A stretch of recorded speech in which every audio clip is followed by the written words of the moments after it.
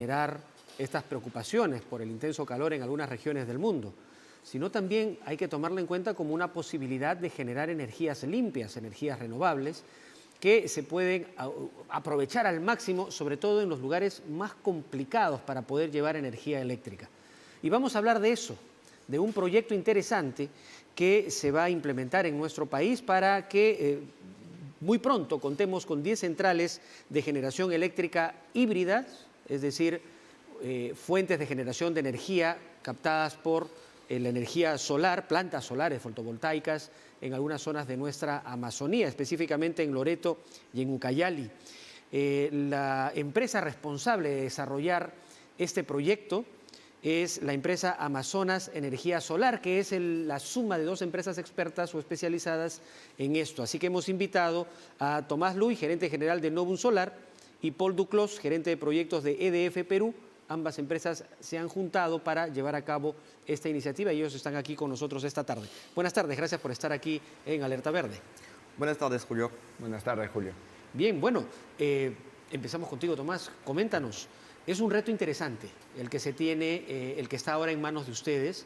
¿Exactamente en qué consiste? ¿Qué es lo que tienen como responsabilidad de implementar y cuánto tiempo va a tomar poner en marcha estos proyectos?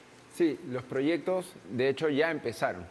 Ya de los 10 tenemos 2 que están en operación, 1 que está en construcción ahora mismo y otros 7 que están en proceso de obtención de permisos.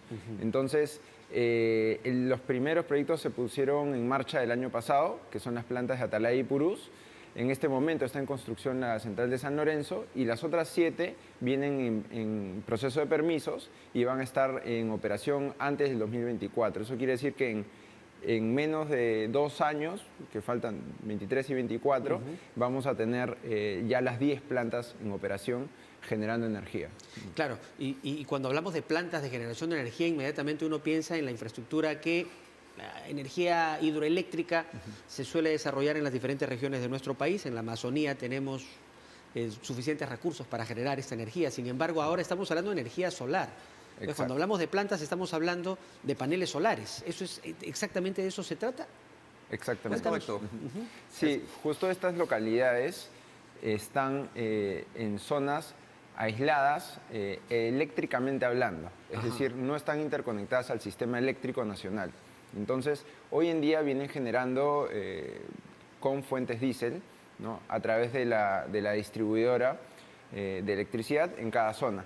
Entonces, los proyectos que han sido trabajados, impulsados por las distribuidoras, ¿no?, que son Electrooriente, Electrucayali, son iniciativa de ellos, promovido por ellos y que nosotros hemos sido adjudicados dentro de un marco de un concurso que fue diseñado por ellos para poder encaminar estos 10 proyectos. Sí. Ahora, Paul, cuéntanos, ¿cuál es digamos, la utilidad, la importancia de dejar de lado estas fuentes de energía a base de diésel, de petróleo, para dar lugar al uso de la energía solar para estas comunidades? Bueno, primero destacar que estamos en un lugar muy sensible, que es la Amazonía del Perú. Estamos contando con una situación inicial que, bueno, hace 10 años, cuando se invirtió en estos sistemas eléctricos, solo teníamos la energía diésel para estas pequeñas localidades de la Amazonía. Sin embargo, las tecnologías han evolucionado. La solar tiene ahora una competitividad muy importante comparado a la diésel y también permite dar un mejor servicio.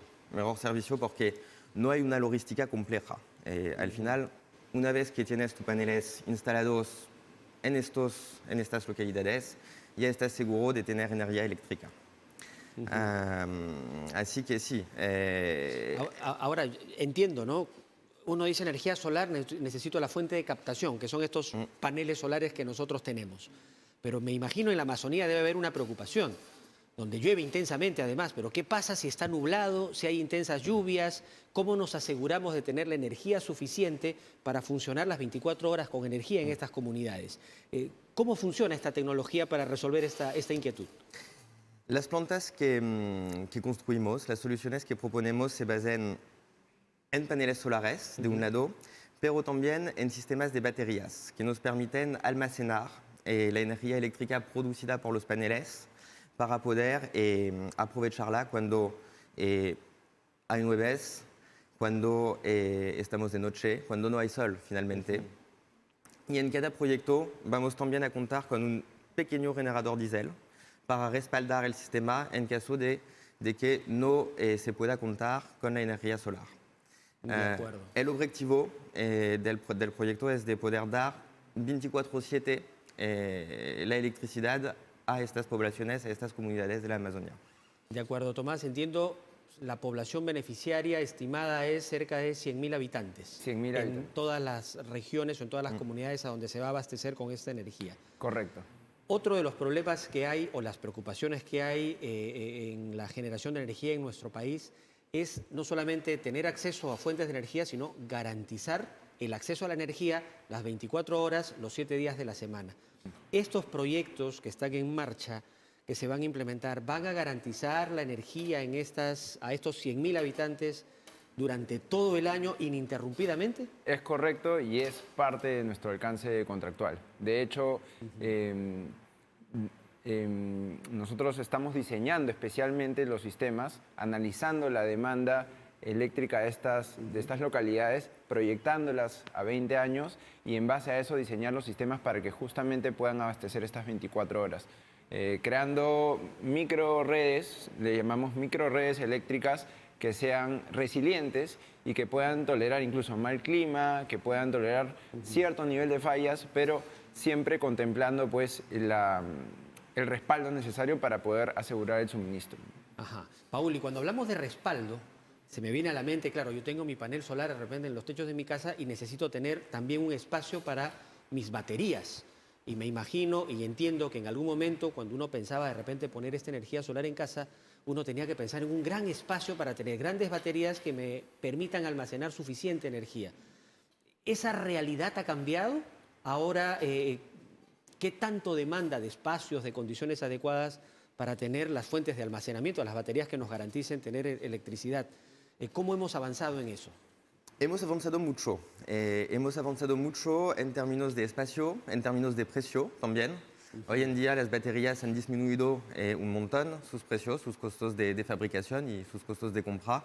Y por eso los proyectos que estamos desarrollando son viables desde el punto de vista económico, en el sentido que permiten ahorrar en los costos de generación de estas localidades. Sin embargo, nosotros no proveemos sistemas para casas, más bien sistemas industriales. Pero sí, esta evolución de la tecnología ha permitido, en ambos casos industriales como nosotros, o casos particulares, ha permitido de avanzar mucho en el despliegue de la energía solar. Solo para aclarar ese punto, sí se va a suministrar energía a las casas, solo que los sistemas son centralizados y son grandes, tipo industrial. Entonces, son grandes baterías, grandes plantas solares que van a conectarse a los pueblos y van a suministrar energía a todos los que estén interconectados ahí. ¿Va a haber una red de conexión de energía como la Exacto. tenemos actualmente con la energía? Exacto. Es decir, no es que en cada casa vamos a tener que poner baterías. Exacto. Exacto. Va a haber un sistema centralizado que va a alimentar Que alimenta justamente a todo toda eso. esta red que ya Ahora, está interconectada. Te pregunto, Tomás, y seguramente se deben estar preguntando también nuestros hermanos en esta parte de la Amazonía, y van a tener que pagar su recibo de luz. Bueno, de fuente de actualmente energía, ya lo ¿cómo hacen. funciona, no? Sí. Bueno, actualmente ya lo hacen y eso es un mecanismo que ya funciona y las personas en estas localidades ya pagan sus recibos gracias a una colaboración entre los distintos actores que vienen a ser las distribuidoras, el Ministerio de Energía. Se logra llevar la energía a un precio hoy en día accesible, que no varía mucho en las diferentes partes del país, Claro. así estén aislados o no. De repente, además, para precisar respecto de mi pregunta, el hacer uso de la energía solar es mucho más barato, le cuesta menos también al beneficiario cuando accede a una energía renovable como la energía solar. Sí, hablando en grandes escalas en el sistema interconectado, pero en estas localidades aisladas particularmente hay un subsidio de electricidad. Entonces, el costo de generación hoy en día con diésel es muy alto, está en niveles muy altos. Sin embargo, el Estado brinda un soporte a través de un mecanismo de compensación que permite lograr un precio como si estuvieras en una zona interconectada como Lima o Arequipa, ¿no? De acuerdo. Entonces el precio, digamos, en estas localidades no va a variar, pero lo que sí va a variar es la calidad del suministro, va a variar que va a ser 24 horas y va a ser un sistema mucho más limpio también, ¿no? De acuerdo. Bueno, Y tal vez un punto más, sobre todo, añadir que a largo plazo estos proyectos permiten disminuir el nivel de subsidio que el Estado da a estas localidades para la generación de energía. Eso es un beneficio importante también para la colectividad. y mitiga los efectos de impacto negativo hacia el ambiente también, Claro. ¿no? Que eso es lo que hay de fondo, además, ¿no? Claro, claro, estimamos que vamos a evitar la emisión de 500.000 toneladas de CO2 en el plazo de vida del proyecto.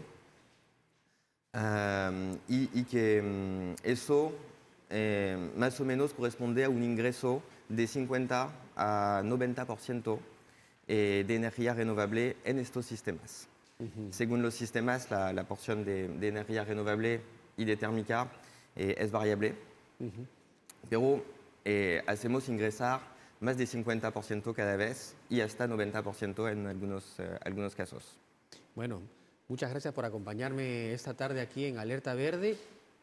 Qué bueno que haya en estas iniciativas, que ya estén en marcha y que además muy pronto estén terminadas en su totalidad, ¿no? Por el bien de todos los peruanos y aprovechando los recursos además de nuestra Amazonía tan maravillosa que tenemos aquí en el Perú.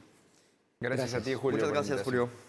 Muy bien, gracias por conversar con nosotros. Bueno, ha sido Tomás Luis, gerente general de Novum Solar, Paul Duclos, gerente de proyectos de EDF Perú, compartiendo esta buena noticia para esta zona de la Amazonía, para los departamentos de Loreto y Ucayali, con estas plantas solares fotovoltaicas y sus respectivos parques de almacenamiento o sistemas de baterías. 100.000 peruanos se van a ver beneficiados.